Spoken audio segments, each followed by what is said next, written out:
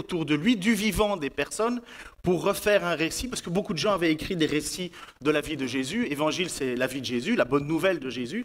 Et à un certain moment, lui qui est en plus médecin, il a une formation scientifique, il va décider de compiler quelque chose pour écrire à un certain Théophile, ça veut dire celui qui aime Dieu, qui est passionné de Dieu. Il va écrire à ce certain Théophile pour lui dire, voilà tout ce que tu as entendu au sujet de Jésus-Christ, et bien je t'écris la véritable histoire pour que ta foi puisse être fondée.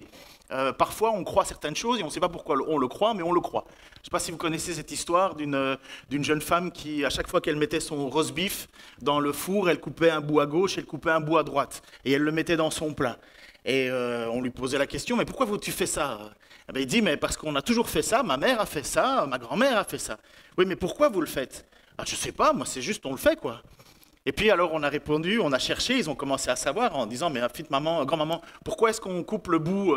Mais parce que ton arrière-grand-mère avait un plat trop petit et à chaque fois elle coupait un bout à gauche, un bout à droite pour le mettre dans le four. Et parfois on fait certaines choses et on ne peut même pas expliquer pourquoi on le fait, mais on le fait. C'est la réalité de nos vies, sauf que justement pour Luc c'est super important que les personnes qui placent leur foi en Jésus savent ce qu'ils font, savent pourquoi ils croient, savent ce qu'il faut croire, ce qu'il ne faut pas croire.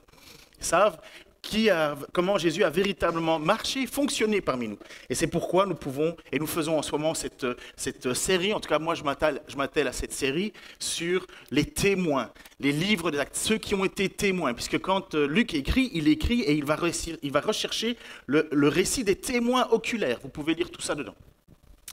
Avant de commencer cette prédication, qui est un petit peu particulière parce que ça va toucher certainement une corde sensible à beaucoup d'entre nous, puisque ça va nous parler de la mort. Et il y a 100% de chances que vous alliez tous mourir. Je ne suis pas très prophète en disant ça, ça a toujours été comme ça. Mais les derniers instants d'une vie peuvent être vraiment ce qui montre où était notre cœur, où était placé notre espoir. En quoi avions-nous mis notre confiance? Comme Jésus va nous dire, mieux vaut bâtir sa vie sur le roc que sur le sable. Alors Seigneur, oui, aide-moi à annoncer ta parole, à la faire comprendre, Seigneur, à tous ceux que tu as attirés à toi, Seigneur, et ceux qui te cherchent. Seigneur, cette parole, nous croyons que c'est la tienne, tu l'as divinement inspirée, Seigneur, tu nous l'as transmise. Et je te demande, Père, que c'est comme si c'était toi qu'on entendait vouloir nous encourager à persévérer, à te faire confiance, à marcher avec toi. Père, merci pour ce matin. Amen. Étienne, le jeune Étienne, on est dans le livre des Actes, on est au chapitre 7, on va faire les versets 54 à 60 que je lirai un peu par la suite. Mais on va nous parler d'un certain Étienne. Étienne qui va avoir un discours face aux responsables religieux de l'époque. Et il va être assez dur avec eux, tout en étant totalement juste et vrai. Il va leur dire un discours dont le point culminant au sujet de ces personnes qui sont là, donc le Sanhédrin en fait, qui est un petit peu le régulateur spirituel de la vie de Jérusalem, il n'avait pas le pouvoir politique, il ne pouvait surtout pas se mêler de la politique, il n'avait pas le pouvoir non plus judiciaire, mais ils avaient le pouvoir spirituel dans Jérusalem, puisque vous savez qu'à ce moment-là, les Romains avaient la main mise sur Jérusalem, et tout ce qui était le droit de mettre à mort quelqu'un était c'était seulement le préfet, le proconsul ou le préfet de l'époque qui pouvait proclamer la mort. Il y avait quand même des règles, il ne faut pas croire que c'était n'importe comment, il y avait des très bonnes règles même. Et donc on a ce Sanhédrin qui lui s'occupe des questions spirituelles. Mais Étienne, qui est un homme rempli de l'esprit, on va nous le présenter comme ça, va parler à ces gens-là, à ces responsables religieux, et va leur dire, les points culminants de ce qu'il va dire, vous résistez toujours à l'Esprit Saint, vous ressemblez bien à vos ancêtres, et puis vous n'avez jamais observé la loi. Ça fait mal. Hein. Imaginez que vous êtes en autorité spirituelle, et quelqu'un vient vous dire en pleine face, vous résistez constamment à l'Esprit Saint. Vous ressemblez bien à vos ancêtres. Et il va dire, parce que vos ancêtres ont toujours mis à mort les prophètes. Et vous n'avez jamais observé la loi. Sous-entendu, vous êtes quand même les protecteurs de la loi. Vous êtes ceux qui la garantissaient, mais vous ne l'avez jamais respectée. Vous ne l'avez jamais observée. Ça fait mal. Ça fait mal. Mais qui est, avant de rentrer dans le sujet, qui est Étienne pour ceux qui n'ont jamais connu Étienne? Et puis Étienne, on n'en parle pas beaucoup. Mais on nous dit, Étienne, que c'était un homme plein de foi et d'Esprit Saint. Au chapitre 6, verset 5. on lui dit qu'il était plein de grâce et de puissance, et qu'il faisait des prodiges et des miracles parmi le peuple. On nous dit ça au verset 6 et 8. D'ailleurs, pour cette raison des miracles, c'est parce que les apôtres ont imposé leurs mains dessus, quand ils ont été élevés, choisis pour être ceux qui allaient être les responsables aux tables. Il parlait avec sagesse, qui venait de l'Esprit Saint. On définit cet homme de cette manière-là. On ne voit pas comme étant un rebelle ou quelqu'un qui est indiscipliné ou une espèce de farfelu illuminé. Non, on reconnaît en lui une personne de qualité. Et Dieu utilisait justement puissamment cet Étienne pour annoncer la bonne nouvelle. Mais ça avait un autre effet, malheureusement. Sa grande popularité rendait certains très jaloux. Et les chefs religieux étaient jaloux de cette popularité qu'avait Étienne, au point de faire des fausses accusations, de l'arrêter et de le traîner justement devant ce Sanhédrin, ce passage qu'on va étudier. Il est accusé aussi de parler contre le temple et contre la loi. Finalement, on dit, oui, mais Étienne, ce que tu veux, c'est nous empêcher de garder le temple comme étant le lieu sacré de la foi. Et finalement, on l'accuse faussement de cela. Il répond à des accusations, lui, avec un long discours que Martin vous a lu il y a 4 semaines, je ne sais plus, 3 semaines, qui est très long, on ne va pas le reprendre, mais il va dedans développer 2 thèmes. La présence de Dieu, le temple, et puis la volonté de Dieu, la loi. On voit qu'Étienne aussi ne recule absolument pas devant la controverse qui peut provoquer l'annonce de l'Évangile en milieu hostile. Il n'a pas peur. Il n'a pas peur de dire la vérité. On lit ça en Actes chapitre 7, versets 8 et 10, donc au début de cette plaidoirie d'Étienne. Étienne était rempli de la grâce et de la puissance divine et accomplissait de grands prodiges et des signes miraculeux au milieu du peuple.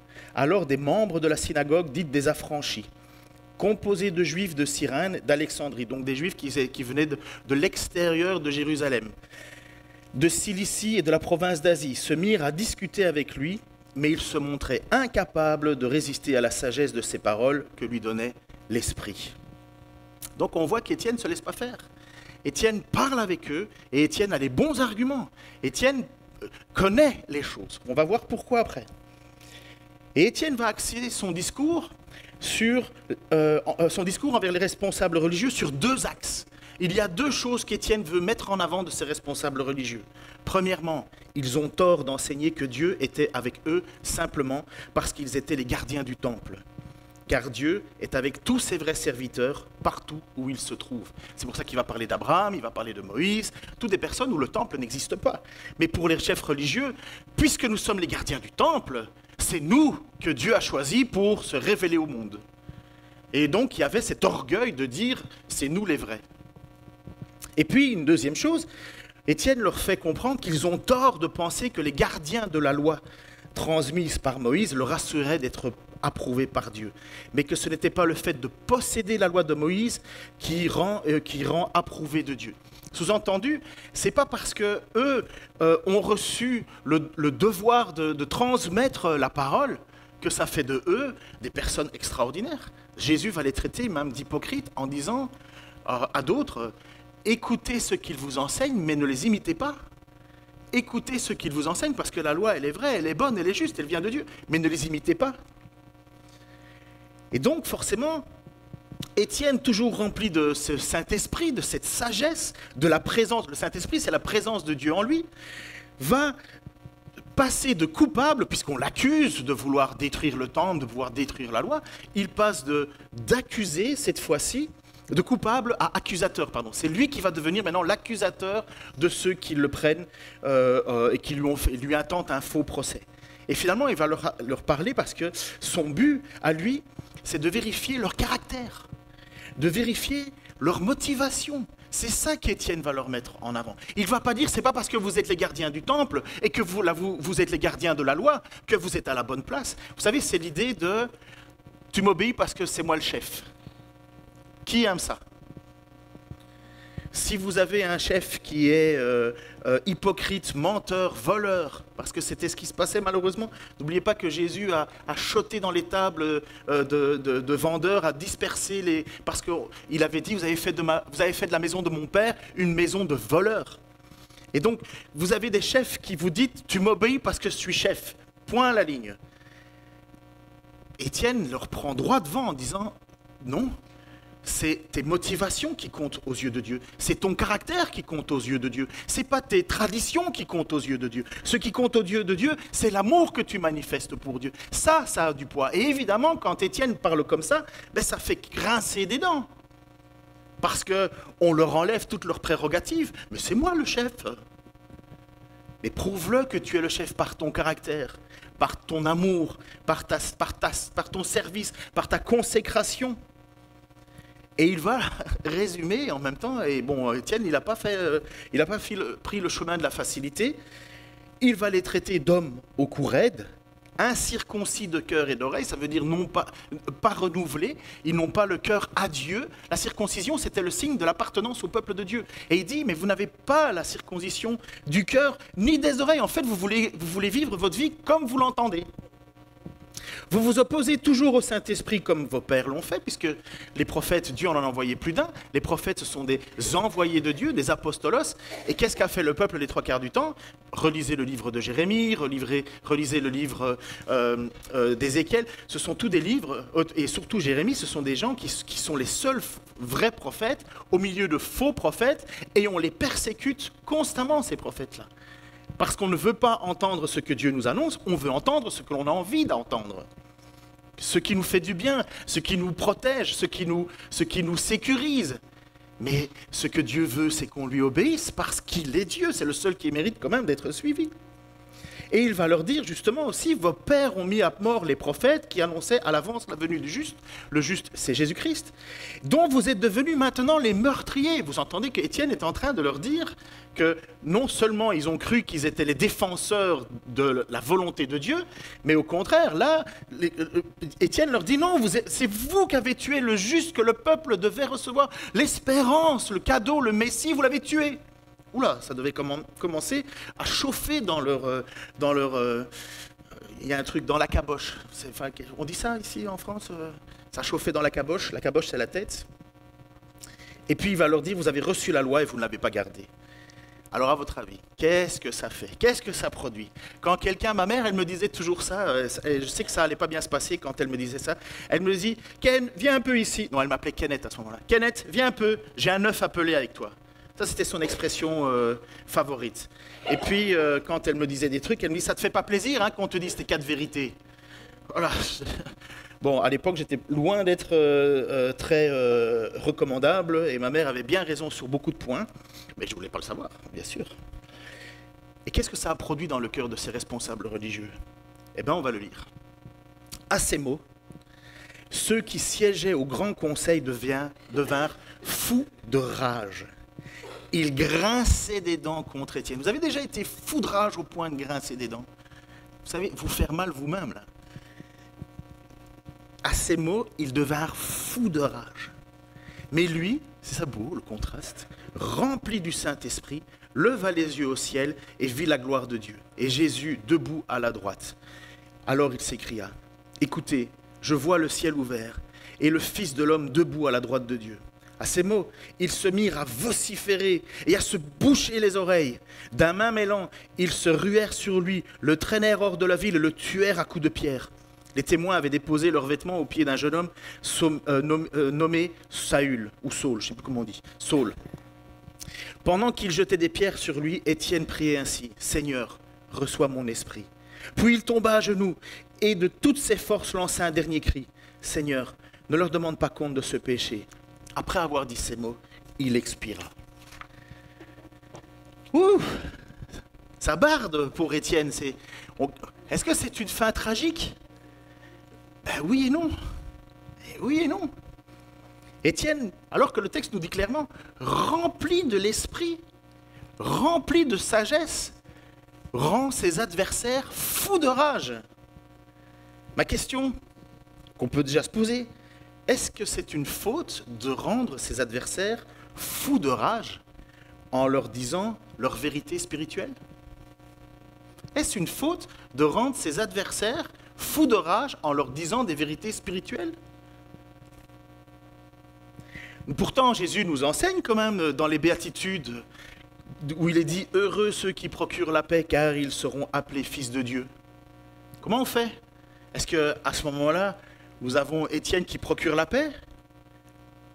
Moi je ne vois pas qu'il procure beaucoup la paix là. Il ne termine pas avec une chanson ensemble en se tapant dans la main en disant « Ah merci, on s'était mal compris quand même. Hein. » Non.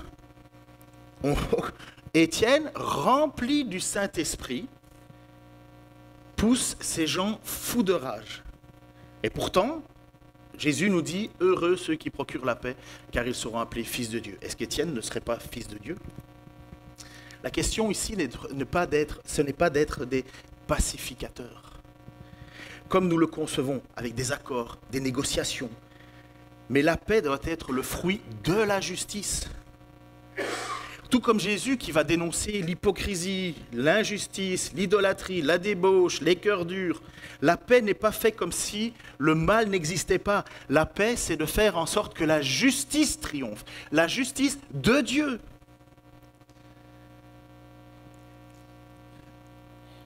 La véritable paix à laquelle veut pousser Jésus en disant « Heureux ceux qui procurent la paix », ce n'est pas la paix entre les hommes, c'est la paix avec Dieu. Mais on ne peut pas avoir la paix avec Dieu en faisant l'inverse de ce que Dieu demande. C'est exactement ce qui les pousse fous de rage, ces gens, parce que Étienne est en train de leur dire « Vous êtes menteurs, tricheurs, hypocrites, couraides.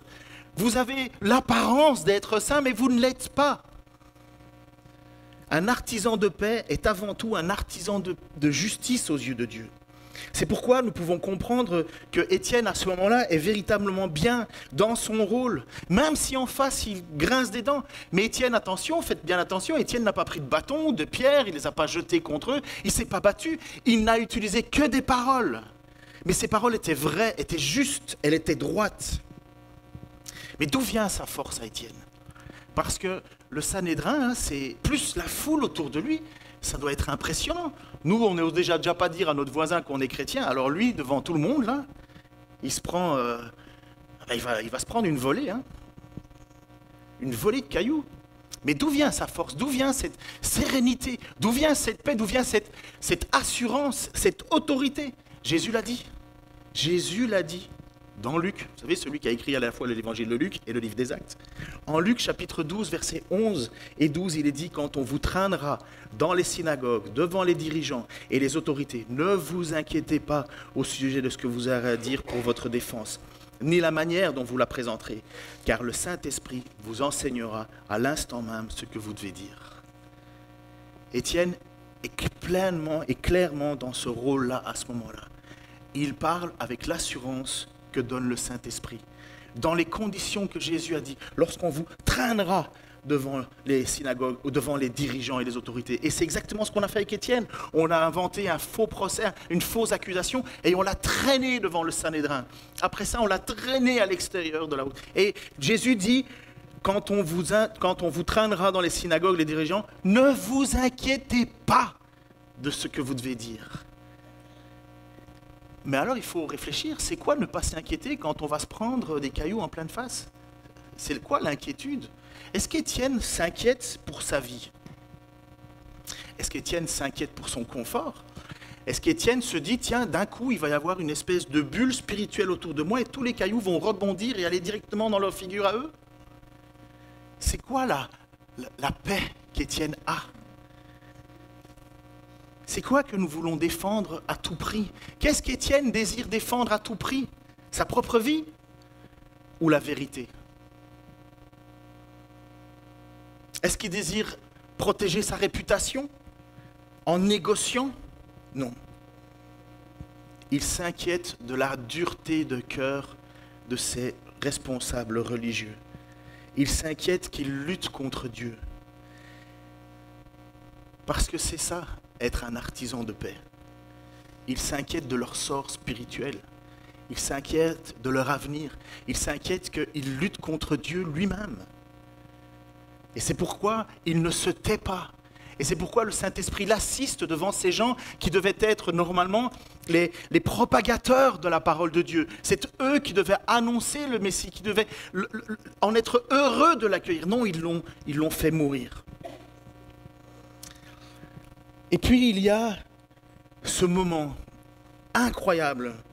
Vous savez, Jésus est mort, il est ressuscité, donc nous croyons et nous déclarons, en tout cas tout chrétien déclare que Jésus est ressuscité, ça veut dire qu'il est bien vivant, il a vaincu la mort, mais en même temps, Jésus est monté au ciel, c'était l'ascension. Vous savez, quand les apôtres étaient là et ils regardaient au ciel, Jésus était en train de monter, et puis ses dernières paroles étaient « Allez, faites des nations mes disciples, les baptisant en leur enseignant tout ce que je vous ai transmis ».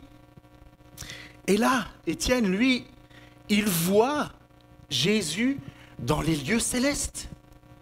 Écoutez, je vois le ciel ouvert et les fils de l'homme debout à la droite de Dieu. Je vois le Fils de l'homme debout à la droite de Dieu.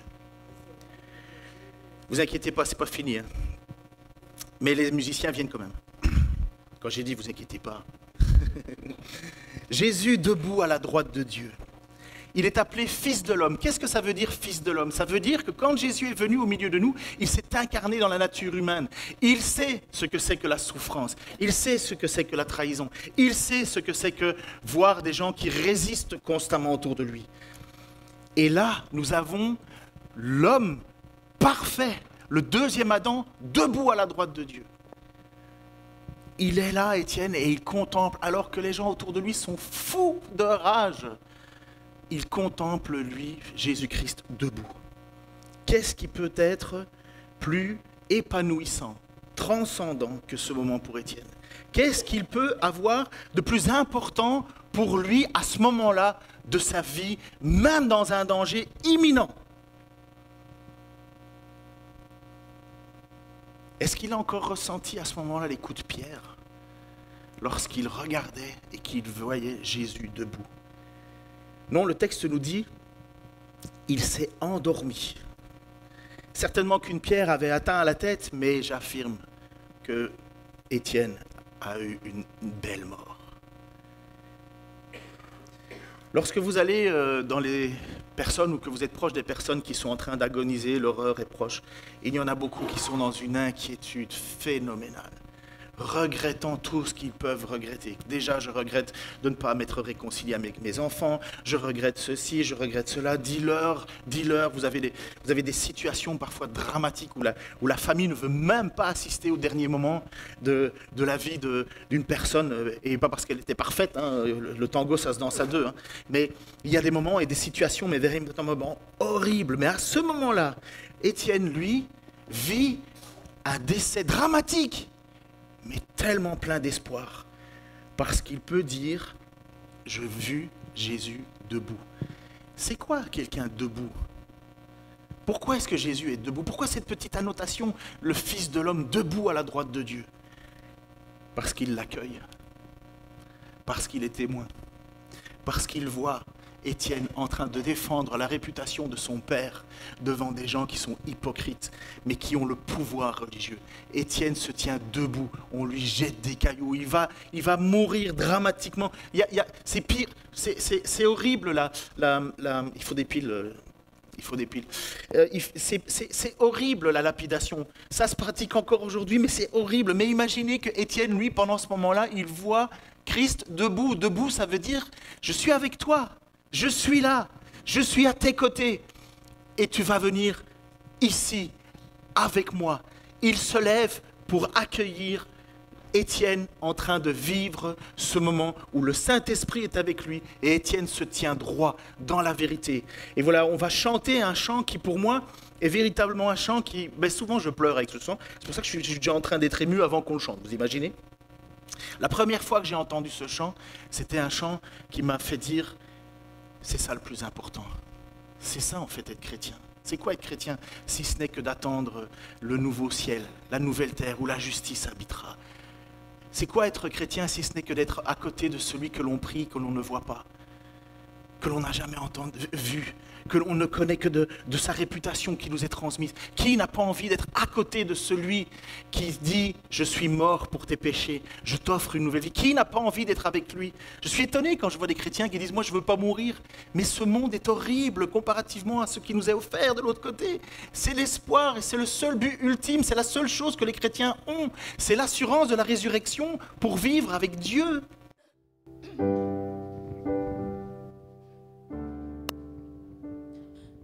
Une paix en moi grandit, malgré tout ce que je suis.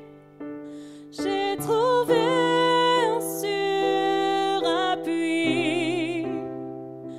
Quel repos d'être en lui.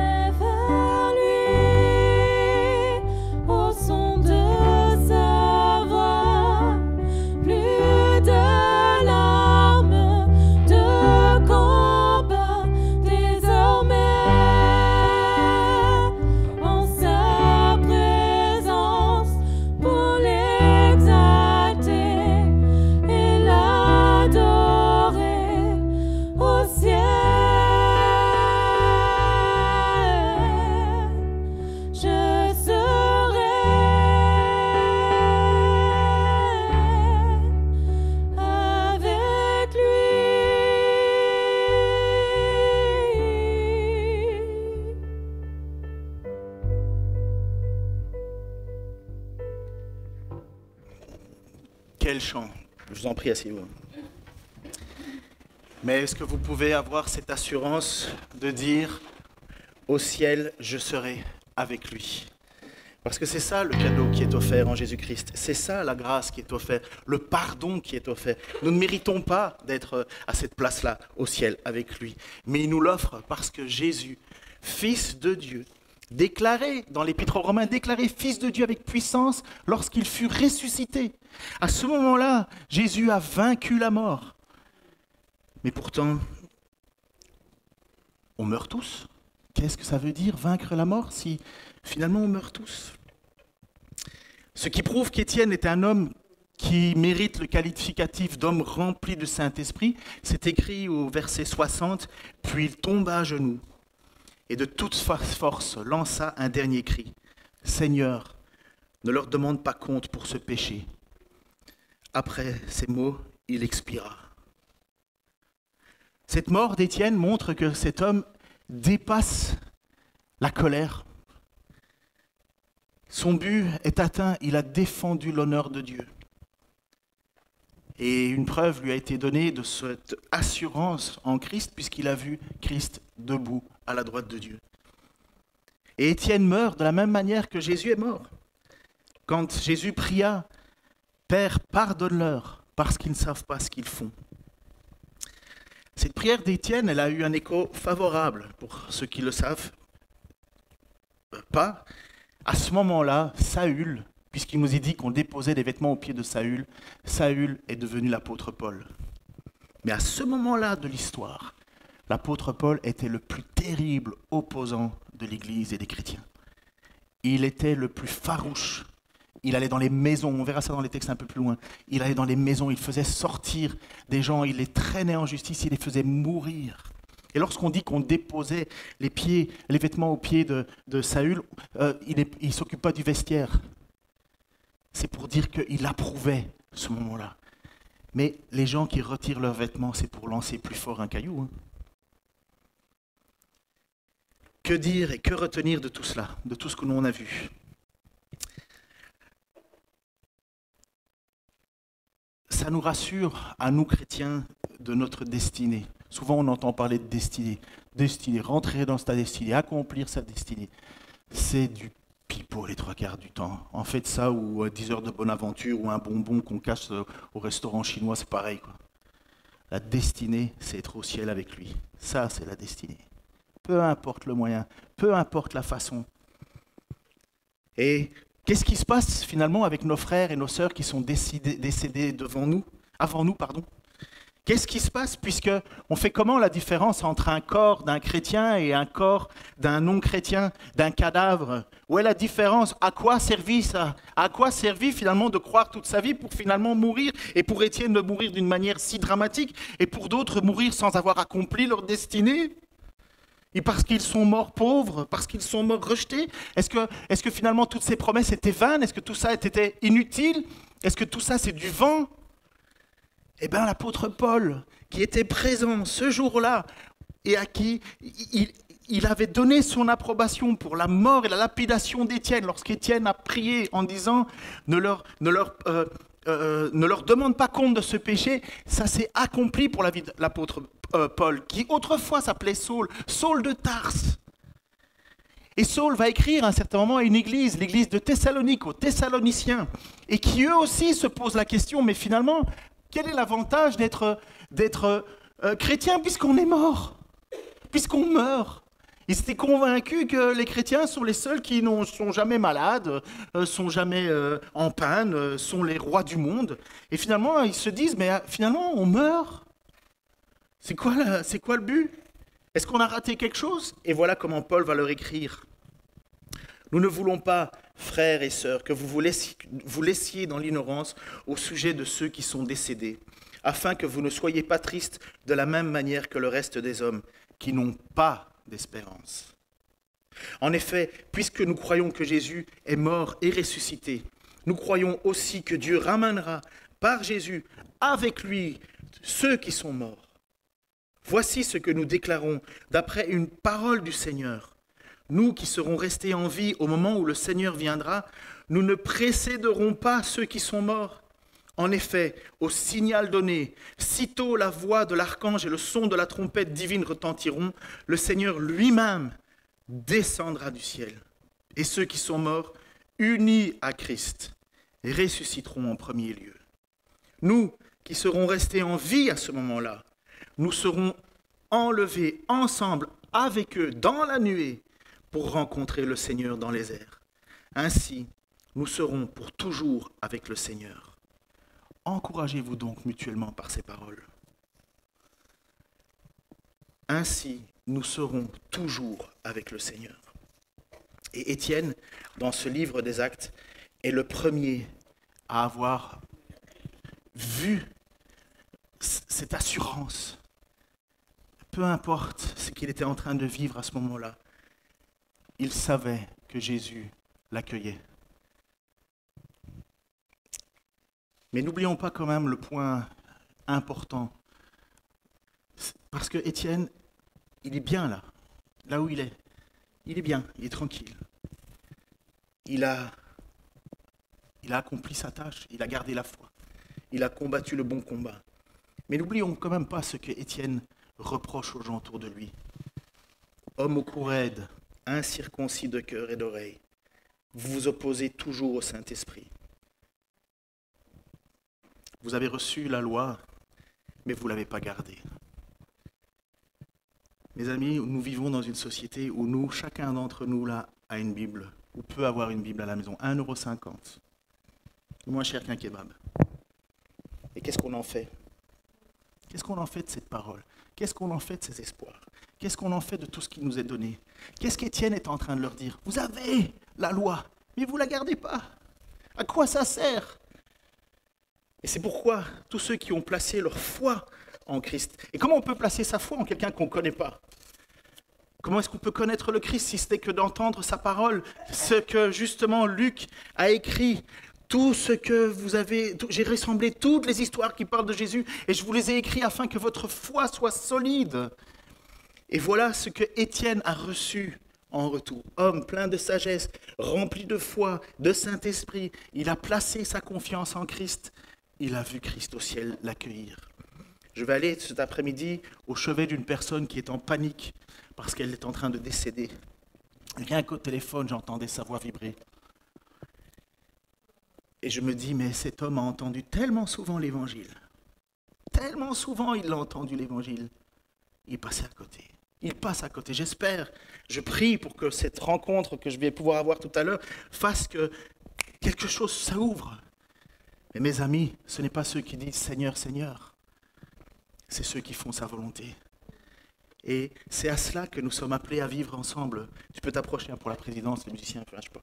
C'est à ça que nous sommes appelés. Nous sommes appelés à persévérer ensemble jusqu'à ce moment ultime. Ultime pour ta propre vie, ultime pour l'humanité, ce moment où nous rencontrerons Christ. Seigneur, merci pour ton amour, ta grâce, ta justice, ta paix. Seigneur, tu te présentes comme celui qui fait compassion à qui tu veux faire compassion. Nous ne pouvons pas, Seigneur, le décider à ta place.